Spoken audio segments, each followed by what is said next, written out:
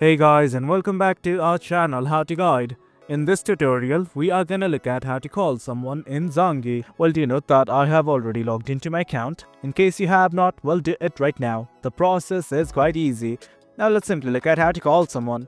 At the bottom of the screen, you can see a call icon right here. Click on it right now.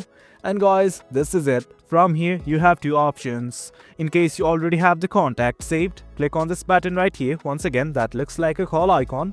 From here, simply select your friend. Once you've done that, click on the stick button right here and the call will be initiated.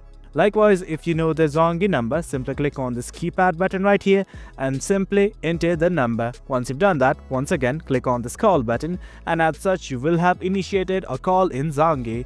Well guys, that is it. That is how we call someone in Zangi. The process is quite easy. If you guys found this video informative and for more content like this, do remember to hit like, share and subscribe. Your support fuels us. Until next time, thank you.